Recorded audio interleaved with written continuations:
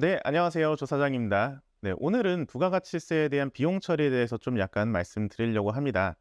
왜냐면요, 이게 사장님들이 은근히 많이 물어보세요. 왜냐면 진짜 그 부가세를 부담하시는 분들 보면요, 진짜 많이 부담하시는 분들은 어마어마해요. 그렇게 이제 세금을 부담을 하면은 실제로 이제 사업하는 입장에서는 엄청나게 큰 비용이잖아요. 근데 그게 나중에 소득세를 계산할 때는 비용 처리가 안 된다고 얘기를 드리면요, 이해를 좀 잘 못하시는 분들도 있고요. 뭐 사실 진짜 잘 모르시는 내용인 거죠. 근데 이제 저희들 그러니까 세무나 이런 쪽으로 하시는 분들 입장에서는 너무나 당연한 건데 '왜 이거를 자꾸 비용 처리를 하려고 하는가.' 그런데 이제 사실 이게 부가세가 깊게 들어가면 좀 복잡하기도 하고 해 가지고 모르는 게 이상한 건 아닌 것 같아요. 그래서 오늘은 좀 요거를 쉽게 설명을 드리려고 이 영상을 찍어 봅니다.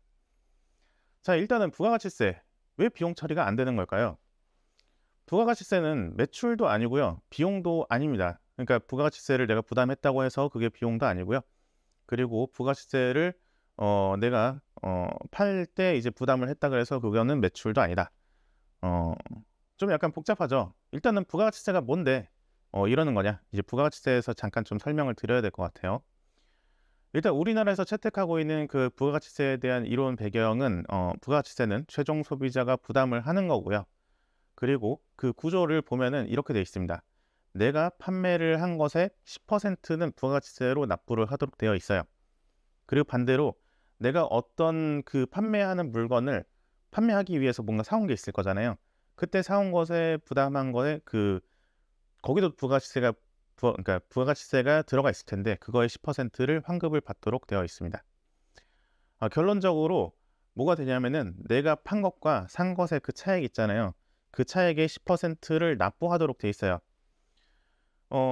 당연하겠죠. 내가 사온 것보다 마진을 남겨서 팔지 내가 사온 것보다 마진을 안 남기고 파는 사람은 없겠죠. 그렇기 때문에 보통은 이제 그 내가 사온 것보다 판 금액이 크기 때문에 그 차액은 항상 양의 숫자가 될 거예요. 플러스 숫자가 될 거예요. 그렇기 때문에 이제 납부가 보통 나온다. 그때 얘기하는 그 차익이라는 것이 사실 바로 그 부가가치입니다. 부가가치. 여러분들이 싸게 사 와서 비싸게 팔잖아요. 그래 가지고 이제 남는 그 이문 이익, 그거를 이제 세법에서는 부가가치라고 얘기를 하고요. 그 부가가치에 대한 세금 10%를 납부를 하게 된다. 요런 결론이 나와요. 그리고 이 구조가 바로 우리나라가 채택하고 있는 전단계세 공제법이라는 방법입니다. 네. 그러니까 한마디로 요거를 다시 한번 자세히 보면요. 이제 부가가치세는요.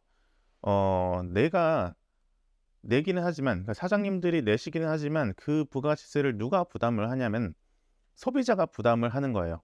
왜냐하면은 소비자들은 이미 부가가치세가 포함된 가격으로 사장님들한테 돈을 드리게 되는 거고요.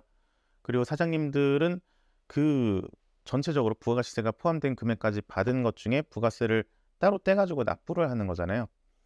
그러기 때문에 부가가치세는 매출이 아닌 거예요. 그리고 내가 어떤 물건을 사 왔을 때 그 물건에 포함되어 있는 부가세는 내가 공제를 받는단 말이죠. 그러니까 그건 비용도 아닌 거죠. 약간 좀 정리가 되시나요? 네. 그러니까 나는 그 돈을 잠깐 받아서 이제 좀 모아 놨다가 전달하는 거예요. 그냥 세무서에다가 국세청에다가. 그리고 소비자가 어 그 결국에는 그 부가세를 부담을 하는 거죠. 네.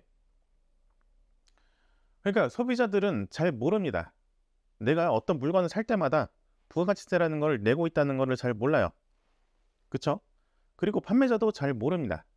내가 대납을 하고 있다는 거. 이 소비자가 받아 그 세금 내라고 준 돈을 내가 잠깐 받았다가 주고 있다는 그 상황 자체에 대해서 일단은 잘 모르세요.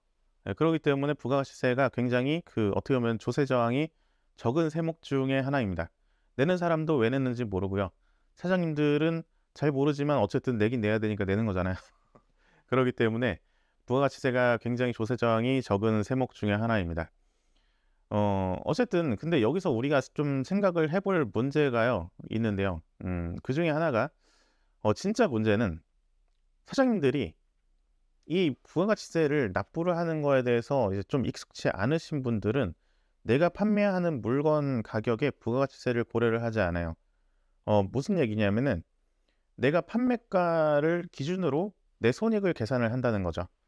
예를 내가 뭐 11,000원에 물건을 판매를 하고 뭐 7,700 원의 물건을 사 온다라고 하면은 이제 3,300원 남았다고 계산을 하는 거예요. 근데 그러면 안 되죠. 다 부가세가 붙어 있다는 가정하에 보면은 실제로 내가 파는 거는 10,000 원이고요.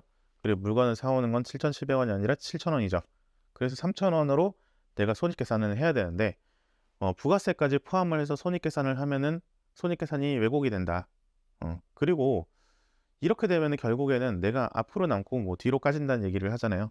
그러니까 뭔가 내가 통장에 돈은 있는데 나중에 부가세를 다 내고 나서 보면은 통장에 남는 게 없죠. 이런 문제가 생길 수가 있어요. 물론 이게 굉장히 이론적인 내용이라서 현실적으로 저희가 이거를 사장님들한테 좀 잘 설명을 해도 어렵죠. 왜냐면은 사람의 심리라는 게 세금을 낼 때는 저도 굉장히 힘들거든요. 예, 부가세를 낼 때는 아무리 이론적인 거에 대해서 '아 이건 내가 내는 세금이 아니야. 내가 내는 세금이 아니고 소비자들이 나한테 그냥 내라고 잠깐 맡겨둔 돈이야.' 뭐 이렇게 해도 낼 때는 항상 힘든 게 세금인 것 같아요. 음. 그래서 이제 많은 분들이 이제 세금을 좀 약간 '뭐 설마 나한테까지 그러겠어?' 이런 사람들이 이제 현금 매출 막 누락하고 그런 겁니다. 그러다 이제 패가 망신하고 뭐 그러는 거죠. 네. 결론적으로 이제 여러분들이 여기까지 얘기를 들었다면은 부가세가 비용이 아닌 이유에 대해서 어느 정도 이해를 하셨을 거라고 생각이 듭니다. 굳이 따진다면요. 요거는 이제 소비자들이 부담하는 비용인 거죠. 네. 오늘 영상 여기까지 하도록 하겠습니다. 지금까지 조 사장이었습니다. 감사합니다.